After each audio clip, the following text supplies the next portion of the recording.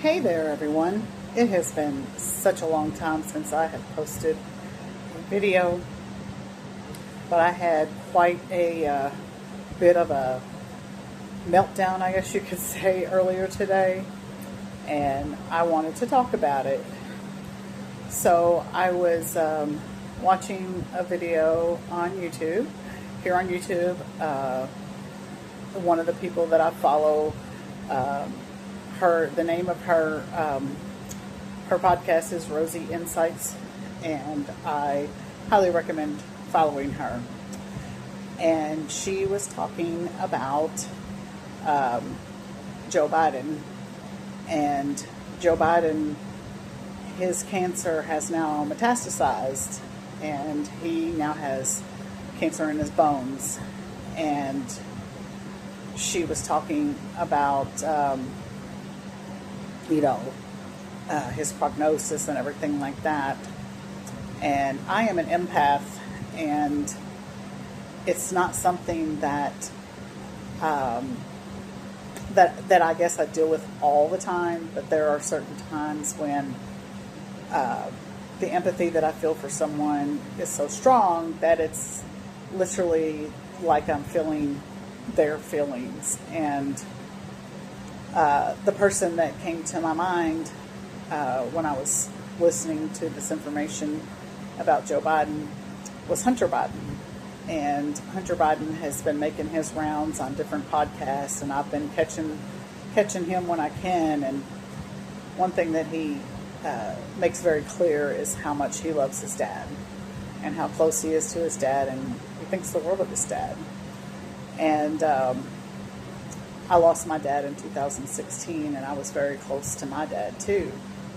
And I think that probably played a part in how I felt. And as I was watching Rosie's video, I was crying hysterically, just crying and crying and crying. And I'm glad I waited to do a video because I was really a mess. And the reason why is because I know that over the years, Joe Biden has had a lot of tragedy in his life. You know, in his young life, he lost a wife and a child in a car accident. And then he lost Beau Biden to cancer. And I know that he's really been through a lot. And, you know, Joe Biden has served the country since he was very young. And he's always, to me, been an honorable and good man. Do I necessarily feel like he was like the best president we ever had? No, I don't. I don't feel that way at all.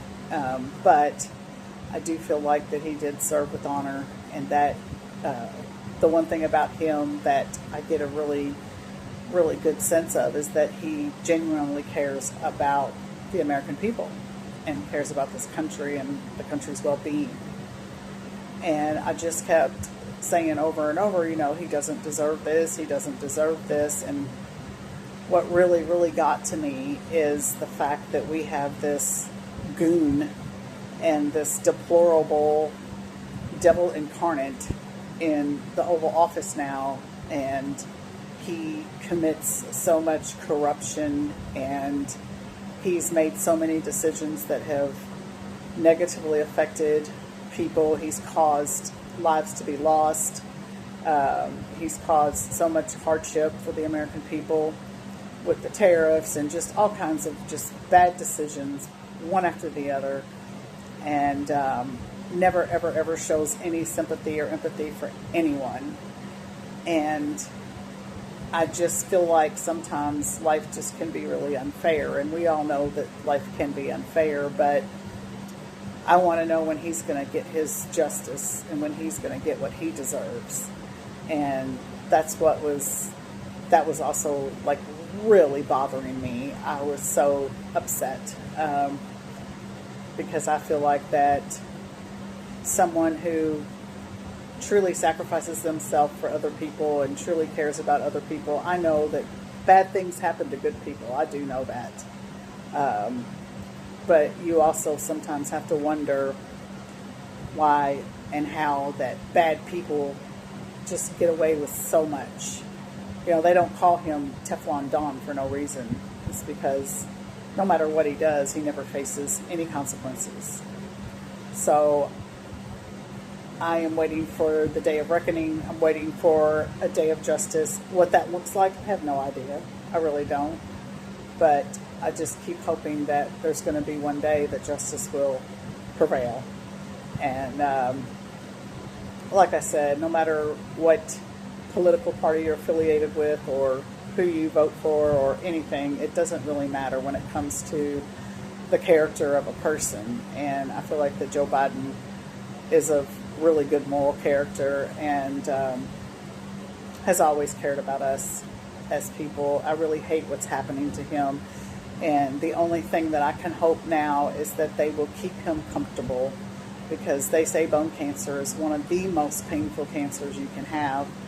And I want that man to be able to just be comfortable and not be in pain in his remaining days that he has. And I will be sending thoughts and prayers. And I just have a lot of compassion for a lot of people. And he's one of them. And for everything that he's been through and for what he's going through now. So I hope that this video will find people who feel the same way and who can understand that we have to continue to come together and care about each other. And I know that there's more people in this country that really do have compassion and really do care about other people than there's not. And sometimes it doesn't feel that way with everything going on, but I do know that we're going to make it through and one day come out on the other side. And hopefully at that point in time, there hasn't been too much damage done that can't be repaired, especially globally and with other nations, because we're going to have a lot of relationships to repair and a lot of damage to undo.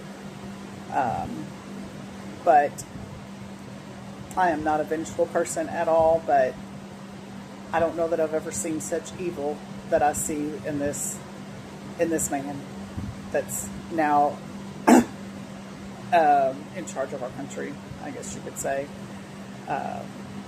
I don't know how much he's really in charge right now. I don't know how many decisions he's coherently able to make, because I come from a long background of working in long-term care, and I have worked with people with dementia and memory issues, and I do know for sure that this man is definitely, his brain is melting, and he's getting worse and worse and worse. And you see it with his challenges in word finding.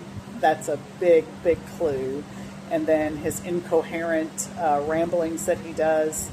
But the word finding is one thing that's really been very prevalent lately. He doesn't seem to know what word he's looking for, so he kind of describes what he's trying to say instead of just saying the word, because he can't find the word.